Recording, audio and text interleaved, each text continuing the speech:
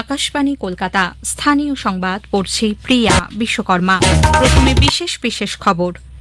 আদিবাসীদের অধিকার রক্ষা এবং উন্নয়নের লক্ষ্যে রাজ্য সরকার বদ্ধপরিকর বললেন মুখ্যমন্ত্রী শুভেন্দু অধিকারী। বাঁকুড়ায় হুল দিবসের অনুষ্ঠানে তিনি আজ জনজাতি সম্প্রদায়ের জন্য একাধিক কর্মসূচির কথা ঘোষণা করেন। হুল দিবসে রাজ্য জুড়ে নানা অনুষ্ঠানের আয়োজন।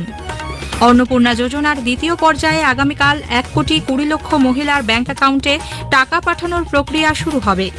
গ্রামীণ এলাকায় আগামীকাল থেকে চালু হতে চলেছে ভিভিজি রামজি প্রকল্প। রাজ্যে আইএএস আধিকারিকদের সরকারি গাড়িতে অশোক চক্র সম্বলিত নতুন প্রতীক পতাকা ব্যবহারের নির্দেশ। পশ্চিমবঙ্গে উপযুক্ত বনাঞ্চলে বৈজ্ঞানিক পরিকল্পনার ভিত্তিতে বাঘ ফিরিয়ে আনার সম্ভাবনা খতিয়ে দেখা হচ্ছে বলে কেন্দ্রীয় বন ও পরিবেশ মন্ত্রী ভূপেন্দ্র যাদব জানিয়েছেন। পূর্ব মেদিনীপুরের হলদিয়া পেট্রোকেমিক্যালসের ন্যাপথা পাইপলাইনে অগ্নিকাণ্ডে দগ্ধ একজনের হাসপাতালে মৃত্যু। আসছে বিস্তারিত খবরে। আদিবাসীদের অধিকার রক্ষা এবং উন্নয়নে রাজ্য সরকার বদ্ধপরিকর বলে মুখ্যমন্ত্রী শুভেন্দু অধিকারী জানিয়েছেন। বাঁকুড়ার মুকুটমণিপুরে একলব্য মডেল আবাসিক বিদ্যালয়ের মাঠে আজ হুল দিবস উদযাপন অনুষ্ঠানে যোগ দিয়ে মুখ্যমন্ত্রী বলেন, আজকের বিকশিত ও স্বাধীন ভারতের ভিত্তিপ্রস্তর স্থাপিত হয়েছিল জনজাতিদের আন্দোলনের মধ্যে দিয়ে। অটল বিহারী বাজপেয়ী সাঁওতালি ভাষা ও অলচিকি লিপিকে সংবিধানের 8ম তফসিলের অন্তর্ভুক্ত করেছেন। আদিবাসীদের অর্থনৈতিক ও সামাজিক অধিকার রক্ষার লক্ষ্যে রাজ্য মন্ত্রিসভাতেও ক্ষুদিরাম টুডু, জুয়েল মুর্মু, বিশাল লামাদের মতো একাধিক আদিবাসী প্রতিনিধিদের গুরুত্বপূর্ণ দায়িত্ব দেওয়া হয়েছে। পূর্বতন তৃণমূল কংগ্রেস সরকারের আমলে বিভিন্ন ক্ষেত্রে জনজাতি সম্প্রদায়ের মানুষরা বঞ্চিত থেকেছেন বলে অভিযোগ করেন মুখ্যমন্ত্রী। শ্রী অধিকারী আরও বলেন, কেন্দ্রীয় সরকারের ধরতি আবা জনজাতীয় গ্রামীণ উৎকর্ষ অভিযানের আওতায় বর্তমান রাজ্য সরকার আদিবাসীদের উন্নয়নে সব রকম পদক্ষেপ নিচ্ছে।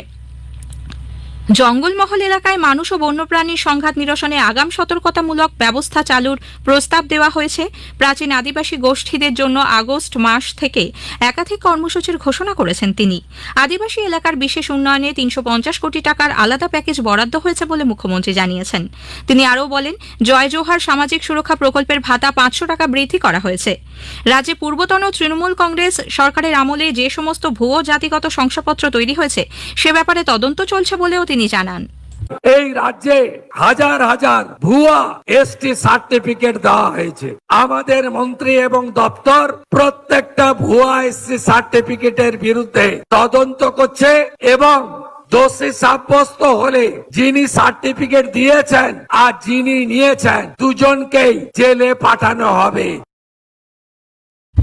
ঐতিহাসিক হুল দিবসে আজ রাজ্য জুড়ে নানা অনুষ্ঠানের আয়োজন করা হয়েছে। মহাবিদ্রোহের আগে 1855 ঔপনিবেশিক শাসন ও দেশের জমিদার মহাজনদের অত্যাচারের বিরুদ্ধে আজকের দিনে সিধু ও কানহু মুর্মুর নেতৃত্বে সশস্ত্র সাঁওতাল বিদ্রোহ সংগঠিত হয়েছিল। এই উপলক্ষে আজ ভিক্টোরিয়া মেমোরিয়াল ও ভারতীয় জাদুঘরে দুটি সাংস্কৃতিক অনুষ্ঠান ও কর্মশালায় অংশ নেন বাঁকুড়া ও পুরুলিয়ার আদিবাসী শিল্পীরা। সেখানে 50 জন সবর ছাত্রছাত্রীর সামনে দেশের আদিবাসী আন্দোলনের ঐতিহ্যকে তুলে ধরা হয়। পূর্ব মেদিনীপুরের এগরা 1 নম্বর ব্লকে হুল দিবসের অনুষ্ঠানে যোগ দেন বিধানসভার অধ্যক্ষ রথীন্দ্র বোস। পূর্ব মেদিনীপুর জেলা পুলিশের পক্ষ থেকে তাকে গার্ড অফ অনার দেওয়া হয়। অধ্যক্ষ বলেন, সমাজের কেউ যাতে পিছনের সারিতে না থাকেন সেই চেষ্টাই করছে রাজ্য সরকার। আমরা তো সবাইকে নিয়ে চলতে চাই, সবাইকে নিয়ে উন্নতি করতে চাই। পশ্চিমবঙ্গের লক্ষ্য হচ্ছে এটাই, শুধু তাই না, ভারতবর্ষের প্রধানমন্ত্রীর সেই একই লক্ষ্য। আমাদের দুজন মন্ত্রী করা হয়েছে, যে দুজন মন্ত্রী আছে একজন হচ্ছে উত্তরবঙ্গে থেকে, আরেকজন হচ্ছে আপনার পুরুলিয়া থেকে।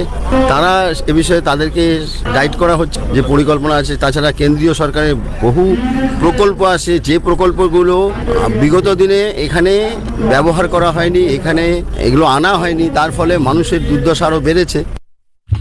অন্নপূর্ণা যোজনায় আগামীকাল দ্বিতীয় পর্যায়ের সুবিধা প্রাপকদের ব্যাংক অ্যাকাউন্টে টাকা পাঠানো শুরু হবে। নেতাজি ইন্ডোর স্টেডিয়ামে আয়োজিত অনুষ্ঠানে মুখ্যমন্ত্রী শুভেন্দু অধিকারী কয়েকজন উপভোক্তার অ্যাকাউন্টে প্রতীকীভাবে অর্থ স্থানান্তরের মাধ্যমে কর্মসূচির সূচনা করবেন। রাজ্যে 1,20,00,000 যোগ্য উপভোক্তার ব্যাংক অ্যাকাউন্টে সরাসরি অর্থ পাঠানো হবে বলে মুখ্যমন্ত্রী আজ বাঁকুড়ায় হুল দিবসের অনুষ্ঠান মঞ্চ থেকে জানিয়েছেন। এই রাজ্যে 1,51,00,000 অন্নপূর্ণা যোজনায় আবেদন করেছিলেন। আমরা স্কুটিনি করে প্রায় 1,20,00,000 বেশি দিদি আর বোনের নামকে আমরা নথিভুক্ত করতে পেরেছি। এদেরকে আগামীকাল আমরা 3,000 করে টাকা অ্যাকাউন্টে ট্রান্সফার করব। এর মধ্যে 5 লক্ষ আমাদের আদিবাসী দিদি এবং বোন আছে, যারা নির্ধারিত পোর্টালে সফলভাবে নাম নথিভুক্ত করেছেন এবং যাদের আবেদন যাচাই প্রক্রিয়ায় অনুমোদিত হয়েছে তারাই এই দফায় টাকা পাবেন। প্রথম পর্যায়ে প্রায় 28 লক্ষ উপভোক্তার অ্যাকাউন্টে টাকা পাঠানো হয়েছিল। সরকার জানিয়েছে যাদের আবেদনপত্রে ত্রুটি রয়েছে তারা তা সংশোধন করে পুনরায় আবেদন করার সুযোগ পাবেন। রাজ্যে গ্রামীণ এলাকায় আগামীকাল থেকে কেন্দ্রের Viksit Bharat guarantee for Rozgar and Ajeevika mission VBG Ramji প্রকল্প চালু হতে চলেছে। পঞ্চায়েত ও গ্রামোন্নয়ন দপ্তর এই বিষয়ে বিজ্ঞপ্তি জারি করেছে। এই প্রকল্পের জন্য মোট খরচের 60% অর্থ 8,508 কোটি টাকা দিয়েছে কেন্দ্রীয় গ্রামোন্নয়ন মন্ত্রক। অন্যদিকে রাজ্য সরকার 5,672 কোটি টাকা বরাদ্দ করেছে বলে বিজ্ঞপ্তিতে জানানো হয়েছে। গ্রামীণ পরিকাঠামো, পানীয় জল সংক্রান্ত কাজ সহ মোট 4টি ক্ষেত্রে এই প্রকল্পে শ্রমিকরা কাজ করবেন। প্রকল্প চালু হলে রাজ্যের 2,56,00,000 জব কার্ডধারী শ্রমিক উপকৃত হবেন বলে সরকারিভাবে জানানো হয়েছে। মাস্টার রোল বন্ধ হয়ে যাওয়ায় 15 দিনের মধ্যেও তারা যদি সরাসরি তাদের ব্যাংক অ্যাকাউন্টে মজুরির টাকা না পান তবে শ্রমিকরা ক্ষতিপূরণ পাবেন। রাজ্য সরকার বিভিন্ন শিল্প ও পরিষেবা ক্ষেত্রে কর্মরত শ্রমিকদের আগামীকাল থেকে নতুন ন্যূনতম মজুরি কাঠামো কার্যকর করতে চলেছে। নতুন কাঠামো অনুযায়ী এ এবং বি এই দুটি জোনে ভাগ করে ন্যূনতম মজুরি বৃদ্ধি করা হয়েছে। জোন এ তে অদক্ষ বা আনস্কিল্ড শ্রমিকদের মাসিক ন্যূনতম মজুরি 10,558 টাকা বা দৈনিক 406 টাকা এবং জোন বি তে সেই মজুরি হবে 9,760 টাকা বা দৈনিক 375 টাকা।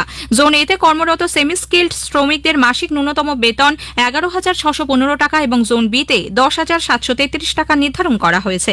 অন্যদিকে স্কিল্ড বা দক্ষ শ্রমিকদের জন্য জোন এ তে ন্যূনতম মাসিক মজুরি 12,777 টাকা এবং জোন বি তে 11,807 টাকা করা হয়েছে। স্থানীয় সংবাদ শুনছেন আকাশবাণী কলকাতা কেন্দ্র থেকে। রাজ্যে আইএএস আধিকারিকদের সরকারি গাড়িতে বিশ্ব বাংলার ব প্রতীকযুক্ত পতাকার পরিবর্তে নেভি ব্লু রঙের পতাকায় অশোক চক্র সহ ভারতীয় প্রশাসনিক পরিষেবার প্রতীক ব্যবহারের নির্দেশ দেওয়া হয়েছে। কর্মীবর্গ ও প্রশাসনিক সংস্কার দপ্তর এক বিজ্ঞপ্তিতে জানিয়েছে পদমর্যাদা অনুযায়ী পতাকার আকার আলাদা হবে।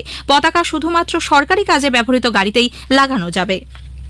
সর্বভারতীয় সাংস্কৃতিক সংগঠন সংস্কার ভারতী রাজ্যের সাংস্কৃতিক ঐতিহ্য সংরক্ষণ ও বিকাশে রাজ্য সরকারের কাছে একটি সাংগঠনিক প্রস্তাবপত্র জমা দিয়েছে। প্রস্তাবগুলির মধ্যে রয়েছে কলকাতায় মহারাজ শশাঙ্কের পূর্ণাবয়ব মূর্তি স্থাপন, বাংলা চলচ্চিত্রের স্বচ্ছ ও যোগ্যতা ভিত্তিক মূল্যায়ন ব্যবস্থা চালু, ঐতিহাসিক মন্দিরগুলির সংরক্ষণ ও ডিজিটাল নথিভুক্তিকরণ এবং উত্তরবঙ্গ ও দক্ষিণবঙ্গে পৃথক লোকসংস্কৃতি একাডেমি গঠন।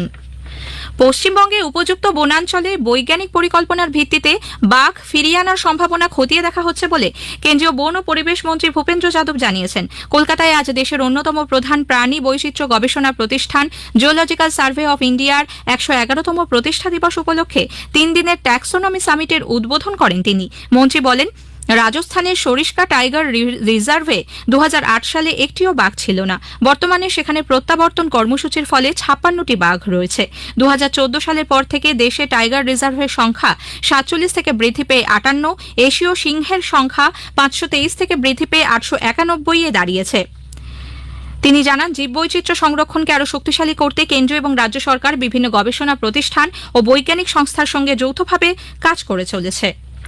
বিধানসভা ভোটের প্রচারে উস্কানিমূলক মন্তব্যের অভিযোগে দায়ের হওয়া মামলায় তৃণমূল কংগ্রেসের সাধারণ সম্পাদক অভিষেক ব্যানার্জির কণ্ঠস্বরের নমুনা পরীক্ষায় কোনো স্থগিতাদেশ দেয়নি কলকাতা হাইকোর্ট। বিচারপতি তীর্থঙ্কর ঘোষ এই মামলা রেগুলার বেঞ্চে পাঠিয়ে দিয়েছেন। এই মামলায় ইতোমধ্যেই 31 জুলাই পর্যন্ত রক্ষাকবচ পেয়েছেন অভিষেক। এরপরেও কণ্ঠস্বরের নমুনা রেকর্ড করার ক্ষেত্রে অসুবিধা কোথায় সেই প্রশ্ন তোলেন বিচারপতি। এইভাবে তিনি তদন্তের পথে বাধা সৃষ্টি করছেন বলে বিচারপতির পর্যবেক্ষণ। এদিকে বিধাননগর আদালত আজই অভিষেকের কণ্ঠস্বরের নমুনা দেওয়ার সময়সীমা 8 জুলাই পর্যন্ত বাড়িয়েছে। 21 জুলাই ধর্মতলার ভিক্টোরিয়া হাউসের সামনে শহীদ দিবসে জনসভা করা যাবে না বলে মমতা ব্যানার্জি পন্থী তৃণমূল কংগ্রেস এবং দলের বিদ্রোহী শিবিরকে জানিয়েছে কলকাতা পুলিশ। পূর্ব মেদিনীপুরের হলদিয়া পেট্রোকেমিক্যালের ন্যাপথা পাইপলাইনে বিধ্বংসী অগ্নিকাণ্ডে দগ্ধ একজনের মৃত্যু হয়েছে। রেললাইন সংলগ্ন ঝুপড়ির বাসিন্দা বছর 38-এর মানু বিবি কলকাতায় চিকিৎসাধীন ছিলেন। বর্তমানে কলকাতায় 8, হলদিয়া মহকুমা হাসপাতালে 6 এবং তাম্রলিপ্ত মেডিকেল কলেজ হাসপাতালে 1 জন চিকিৎসাধীন। দুর্গাচক থেকে হলদিয়া স্টেশন পর্যন্ত রেল চলাচল বন্ধ রয়েছে। মৌসুমী অক্ষরেখা এবং সক্রিয় ঘূর্ণাবর্তের ফলে আগামী 3রা জুলাই নাগাদ উত্তর পশ্চিম বঙ্গোপসাগর ও সংলগ্ন এলাকায় নিম্নচাপ সৃষ্টির সম্ভাবনা। এদিকে পশ্চিমবঙ্গের একাধিক জেলায় আগামী কয়েকদিন বজ্রবিদ্যুৎ সহ বৃষ্টির পূর্বাভাস। শেষ করার আগে স্থানীয় সংবাদের বিশেষ কিছু অংশ আরও একবার। আদিবাসীদের অধিকার রক্ষা এবং উন্নয়নের লক্ষ্যে রাজ্য সরকার বদ্ধপরিকর, বললেন মুখ্যমন্ত্রী শুভেন্দু অধিকারী। অন্নপূর্ণা যোজনার দ্বিতীয় পর্যায়ে আগামীকাল 1,20,00,000 মহিলার ব্যাংক অ্যাকাউন্টে টাকা পাঠানোর প্রক্রিয়া শুরু হবে। স্থানীয় সংবাদ শেষ হলো।